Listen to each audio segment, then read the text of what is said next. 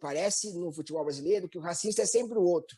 É o clube rival que é racista, é o torcedor rival que é racista, é o outro clube, o outro estado, e a gente não conseguiu compreender que não. Todo o futebol brasileiro é racista, todos os clubes precisam repensar e olhar para dentro de si, e todo torcedor precisa entender que o seu clube também é racista. Então não basta apontar o racismo no outro. O assassinato do horticultor Eric Garner pelo policial Daniel Pantaleo em 2014 desencadeou uma série de atos pelo direito à vida de pessoas negras em todo o território do país.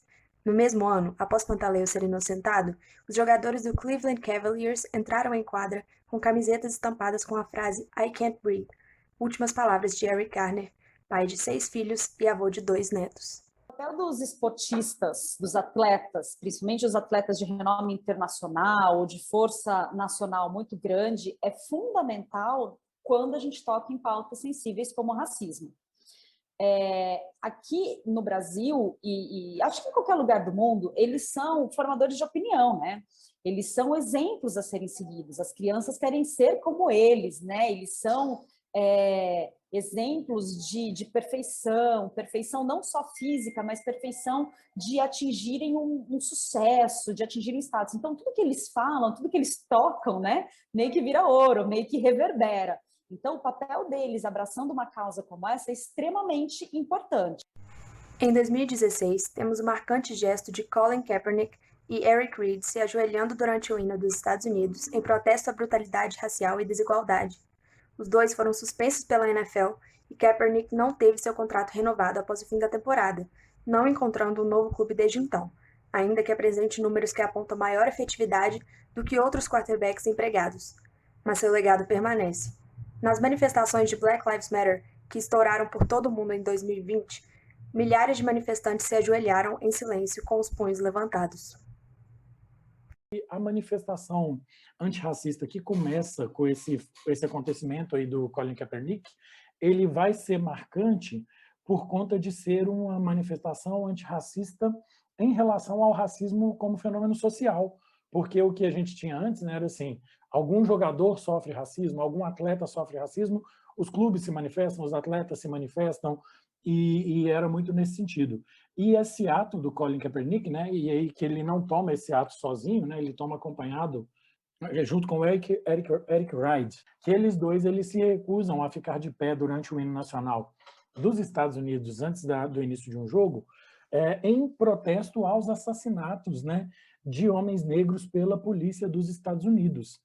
Que isso dá um gás muito grande ao movimento Black Lives Matter, que ele começa nos Estados Unidos ali em 2012, 2013, por conta desse incentivo à filmagem das abordagens policiais, e que aí em 2016 esse movimento ganha muita força, porque uma série de artistas e celebridades estadunidenses de diversas modalidades e de diversos campos da indústria cultural se engajam no apoio ao movimento por conta de uma série de assassinatos que a polícia dos Estados Unidos comete, assassinatos todos muito semelhantes ao assassinato do George Floyd agora em 2020, né, assassinatos por estrangulamento de pessoas que não conseguiam respirar diante de abordagens violentas da polícia. Então, acho que aí vem a grande diferença desse engajamento que parte aí do Colin Kaepernick e do Eric Reid, mas que vai ter outros atletas em outras modalidades se envolvendo, e que chega até o Lewis Hamilton agora em 2020, né? Mas qual que é a diferença em relação a essas outras manifestações históricas? São manifestações em relação à valorização da vida das pessoas negras e a valorização da vida no combate a esse genocídio que acontece fora das modalidades esportivas.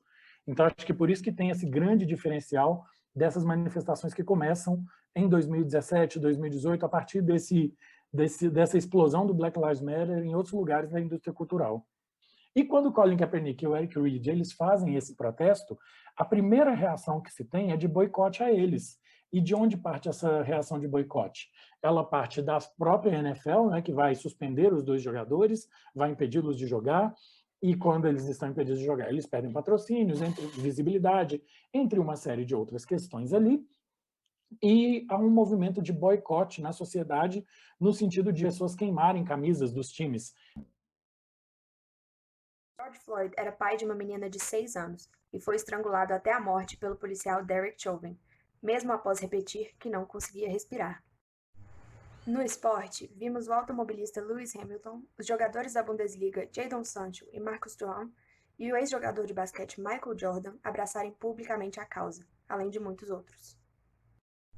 Ainda em 2020, a polícia estadunidense disparou nas costas de Jacob Blake 7 vezes diante dos próprios filhos, desencadeando boicotes por parte de jogadores do Milwaukee Bucks, que foram acompanhados por todas as outras franquias da liga de basquete.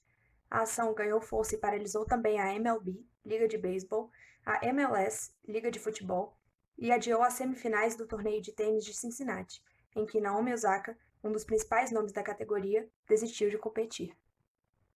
Nos Estados Unidos, a luta pelos direitos civis, né, foi muito forte. A questão racial nos Estados Unidos é muito forte, latente e discutida, né, e vivida no dia a dia de uma maneira muito pujante. Aqui no Brasil, a gente tenta apagar esse assunto. É um assunto que incomoda e a gente quer deixar embaixo do tapete. Ao contrário do Brasil, que 54% da população é negra, a população negra dos Estados Unidos não passa de 13%. Então, é um país com pouca população negra, mas uma população negra que tem uma organização muito forte e uma presença na economia muito forte. E essa presença desses sujeitos na economia faz com que os engajamentos dos movimentos antirracistas de lá sejam diferentes daqui. E é importante sempre enfatizar isso. Não que seja melhor ou pior, mas são diferentes por conta das características políticas, econômicas e sociais de cada país. Apesar de a população negra ser uma minoria consumidora, e qualquer manifestação antirracista nesse sentido, ela passa por políticas, né, que é o que a gente vai chamar, aí, até no artigo a gente trabalha esses conceitos, né, as iniciativas de boicots e de boicots. Que o que são os boicots? São iniciativas em que as pessoas decidem consumir um produto em apoio a algum posicionamento político daquela marca, e os boicots são as iniciativas de deixar de consumir um produto em apoio à marca. Então, assim, dentro da sociedade estadunidense, isso que se chama, né, tem autores que vão criticar esse nome, mas é um fato e é uma coisa que a gente tem que resolver, é aceitar que ele existe, é o que dentro da sociedade estadunidense se chama de um consumo político. Então, pensar o lugar desse consumo político é importante para entender a recepção dessas iniciativas lá. Como a cultura estadunidense ela nos afeta muito, apesar de todas essas diferenças dos países que eu falei, o surgimento dessas discussões lá e as marcas estarem se endossando em pautas políticas, trazendo um consumo político para isso de uma maneira ou de outra respinga aqui no Brasil e faz com que os assuntos comecem a ser discutidos. Eles começarem a ser discutidos não significa que a gente já vai parear as discussões nos mesmos lugares. Os jogadores têm dificuldade de se posicionar porque eles se veem sozinhos. Atletas têm dificuldade de se posicionar porque eles se veem sozinhos. E eles não vão tomar partido para algo que eles não tenham a possibilidade de se fortalecer. Então aí, por exemplo, a gente pega um caso como que é o caso do Aranha, né? A carreira do Aranha terminou a partir do momento em que ele partiu para um enfrentamento direto ao racismo. A carreira dele acabou, né? Ele foi notado como um atleta problemático, muitas aspas nisso, problemático. Ele foi notado como um cara difícil. E aí ele teve ainda mais o seu entendimento técnico questionado. E aí eu sempre vendo gente assim, pô, Aranha, não sei o quê, caiu demais. E aí eu sempre dizendo assim, ué, cara, você encarar o racismo e ter que jogar a bola. Por isso vemos que, aqui, a manifestação dos atletas ainda é mais comedida, voltada principalmente às redes sociais. Esse levante de consciência racial do Neymar, por exemplo, né? Ele que já tantas vezes se declarou como um homem não negro, né? Que ele negou a sua própria negritude, quando ele vai para a Europa ele começa a sofrer ataques racistas um atrás do outro, até que de repente ele começa a afirmar em voz alta que ele é negro, começa a afirmar em voz alta que o que acontece com ele é racismo. Então acho que esse movimento pode ser positivo para a gente ver um levante de consciência nos jogadores brasileiros também. No jogo contra o Olympique de Marseille pelo campeonato francês, Neymar foi alvo de insultos racistas por parte de Álvaro Gonzalez e reagiu desferindo tapas no agressor. Em dezembro, em partida válida pela Champions League, um jogador do time adversário foi identificado pelo árbitro a partir da sua cor de pele. Ao entender a situação, o jogador brasileiro, junto de Kylian Mbappé, organizou a saída de ambos os times de campo, se recusando a jogar sob a arbitragem do agressor. Eu acredito que essa quebra de silenciamento ela vai acontecendo aos poucos, né? Então a gente vai perceber que alguns atletas no Brasil começam a denunciar os casos de racismo que eles sofrem. Então, eles não estão falando de racismo, eles estão denunciando o racismo que eles sofrem. Mas a mídia começa a dar um espaço maior para falar desses casos e também começa a dar um espaço maior para que a gente consiga debater o racismo no futebol. Então, o atleta de futebol, ele por mais que ele não fale, ele está ouvindo. Então, ele está ouvindo o debate acontecer, ele está ouvindo as pessoas falarem, ele está sendo pressionado pela imprensa para falar e, principalmente, a gente tem visto um aumento do número de clubes de futebol que estão se posicionando. Mas quando a gente fala desses grupos minoritários, que não têm tradicionalmente voz nos canais oficiais, nas mídias tradicionais, eles conseguem ganhar o seu espaço e a sua força dentro da internet, dentro das mídias sociais. Então, quando a gente tem uma força de pulverização e divulgação de conteúdo midiática, que é a internet, e a gente tem um grupo socialmente reprimido, que quer se colocar socialmente, e a gente faz essas duas coisas darem um match, o match é perfeito, né? Então, assim, a força da internet, a força das mídias sociais é muito legal para a gente fazer com que esses assuntos venham à tona, para a gente fazer com que o maior número de pessoas entenda que isso existe, que isso precisa ser discutido para que seja combatido. Não adianta a gente fingir que não existe. A mídia, ela é o racismo, né? Porque como parte de uma estrutura de uma sociedade racista e com a mídia tão central como a gente tem, a mídia é peça fundamental para esse sistema funcionar, né? Então, assim, a mídia se declarar antirracista, como qualquer outra esfera da nossa sociedade, é uma grande mentira, porque para ela se declarar antirracista, ela teria que negar todas as estruturas que ela tem presentes aí, e não é isso que a gente vê, né? Então, assim, a mídia tem que, antes dela se posicionar como antirracista, ela tem que se assumir racista, e eu acho que esse é o primeiro passo aí para as coisas começarem a mudar, e aí para a mídia se tornar antirracista, e nesse processo de se assumir racista, ela teria que, primeiramente, colocar pessoas negras na sua produção, ela teria que ter pessoas negras na produção em todos os lugares, né? Então, assim, não basta eu ter um apresentador de um programa esportivo na TV que seja negro, ou um comentarista negro, ou um narrador negro. Eu tenho que ter negros em todos esses lugares, tenho que ter negros nas equipes de produção, tem que ter negros nas equipes técnicas e pensar no rompimento dessas estruturas em todos esses lugares para a gente começar a conversar. Depois disso, ainda, eu acho que cabe uma reflexão da mídia também sobre a sua atuação no reforço dessas estruturas racistas, né? Assim, e pensar o que historicamente a mídia brasileira fez com esportistas negros, né? Se antigamente os jogadores não falavam e a mídia dava pouco espaço para falar dos casos, o que a gente tem hoje é um jogador que denuncia um caso ou um torcedor que faz um ato de racismo, a mídia vai bater em cima daquele caso, né? Então, a gente tem uma maior visibilidade da mídia em torno dos casos de racismo. Porém, o que a gente precisa avançar são dois pontos, né?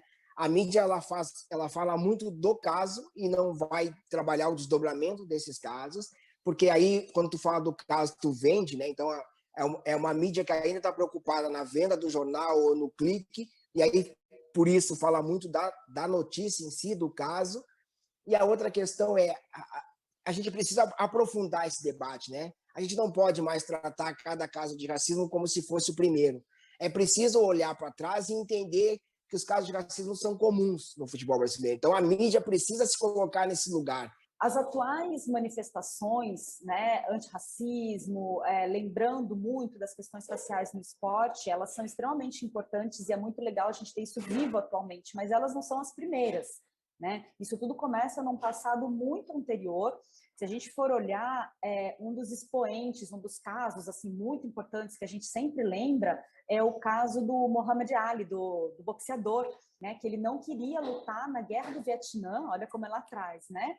porque ele alegava que assim, tinham problemas raciais e estruturais, né, culturais muito fortes nos Estados Unidos, para ele sair de lá e ir brigar com o Vietcong, né, que nunca fez nada de mal para ele. Então, é um caso muito emblemático. Imaginem se ele não tivesse tido esse peso, o tamanho do Muhammad Ali, né? Porque ele se posicionou e ele simplesmente perdeu um cinturão, né? Não dá para esquecer disso, assim. And I always ask my mother, I said, Mother, how come is everything white? I said, why is Jesus white with blonde hair and blue eyes? Why is the Lord's Supper all white men? Angels are white, Pope and Mary and even the angels. I said, Mother, when we die, do we go to heaven? She said, naturally we go to heaven. I said, well, what happened to all the black angels when they took the pictures? Até poucos anos atrás, a gente pouco falava de racismo no futebol. E aqueles atletas ou ex-atletas que falavam de racismo, eles ficavam muito marcados por levantar essa pauta. E o que acontecia era que a maioria dos atletas que falavam de racismo ou que protestavam contra o racismo, tinham a sua carreira abreviada. De certa forma, a porta fechava para esses atletas, né? Então a gente vai pensar em Reinaldo, vai pensar em Aranha e vai lembrar que essas portas fecharam. Então o atleta ele tem muito receio de falar de racismo, haja visto esse histórico de represália e esse histórico de apagamento. Então eu penso, né? Eu acredito que no Brasil a gente precisa estimular que os atletas falem, mas principalmente a gente precisa fazer com que os clubes falem de racismo para que os atletas se sintam encorajados a falar também. Não existiria um Aranha se não existisse um Vladimir, se não existisse um Lula Pereira. Ouça, Lula Pereira. Não, e aí não existiria Lula Pereira se não existisse Pelé. O quê? Como assim? O Pelé nunca se posicionou como um homem negro. Que absurdo.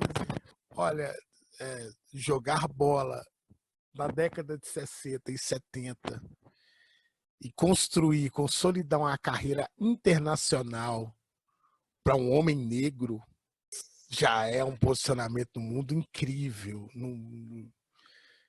Isso não ameniza os demais deslizes dele em outras esferas da vida dele, mas permite que a gente reconheça o lugar dele como um homem negro, sendo um dos principais, ou talvez o principal, né, jogador de futebol que a gente tem na história.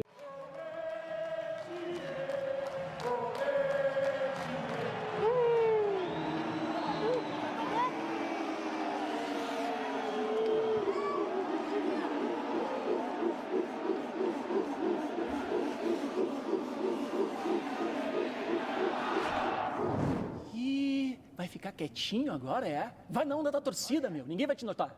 Tem apenas mais um no meio da multidão. Toca o terror neles! Vamos, time!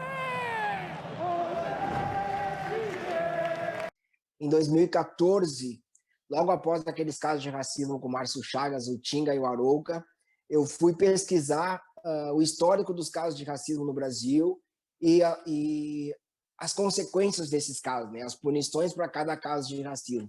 E aí eu não encontrei essa informação, não encontrei um lugar onde tivesse a informação dos casos de racismo e principalmente dos desdobramentos desses casos.